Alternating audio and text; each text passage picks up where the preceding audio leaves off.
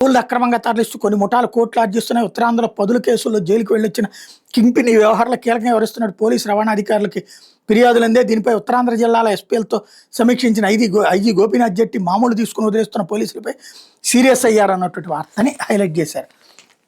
అయిపోతే అతడు మానవ మృగం అన్నటువంటి వార్తని హైలైట్ చేశారు. కామంతో కళ్ళు మూసుకుపోయినటువంటి 45 ఏళ్ల వ్యక్తి రాక్షసుడిగా మారాడు. 12 ఏళ్ల బాలికపై లైంగిక దాడికి యత్నించాడు. అతడి తీరుకి బాలిక కేకలు వేగ తన దుశ్చర్య బయటపడకూడదని ఆ చిన్నారిని భవనం 4వ అంతస్తుకు తీసుకెళ్లి అక్కడి నుంచి కిందకు తోసి చేతులు దులుపుకున్నాడు. తీవ్ర గాయాలతో అపస్మారక స్థితిలోకి వెళ్ళిన ఆ బాలిక 2 రోజుల క్రితం చికిత్స అనంతరం కళ్ళు తెరవడంతో అంకులు చేసిన కిరాతకం వెలుగు చూసింది.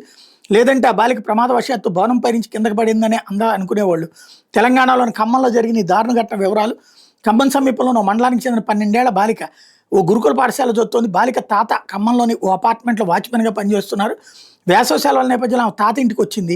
ఈ నెల 6న బాలిక ఆడుకునేందుకు అపార్ట్మెంట్ 2వ అంతస్తుకు వెళ్తుండగా అదే అపార్ట్మెంట్లో నివసించే మహమ్మద్ గౌస్ పాషా బాలికను వెనక నుంచి పట్టుకుని అత్యాచార యత్నం చేశాడు. పాషా తిరిగి భయపడి బాలిక కేకలు వేగా తన దుశ్చర్య బయటపడదనే ఉద్దేశంతో పాషా ఆ చిన్నారిని బలవంతంగా అపార్ట్మెంట్లో 4వ అంతస్తు తీసుకెళ్లి బయటకు తోసేశాడు. దీంతో బాలిక అపార్ట్మెంట్ కింద ఉన్న గోడపై పడింది. ఆ కేక విన్న బాలిక తాత వచ్చి చూడగా రక్తపు మడుగులో మనోరాలు కనిపించింది. బాలికను వెంటనే ఖమ్మంలోని ఆసుపత్రికి తరలించగా వెన్నెముక 2 చోట్ల కాలు కుడి భుజం విరిగినట్టు వైద్యులు తెలిపారు. బాలిక అపస్మారక స్థితిలో ఉండగా ఆమె ఆడుకుంటూ ప్రమాదవశాత్తు కిందకు పడిపోయి ఉంటుందని అంతా భావించారు. కానీ సోమవారం సాయంత్రం బాలిక స్పృహలోకి రాగా ఏం జరిగిందో తెలుసుకునేందుకు తల్లిదండ్రులు ప్రయత్నించారు. ఈ క్రమంలో అంకుల్ ఇలా చేశాడని బాలిక చెప్పగా జరిగిన దారుణం తెలుసుకున్న తల్లిదండ్రులు కుదేలయ్యారన్నటువంటి వార్తని హైలైట్ చేశారు.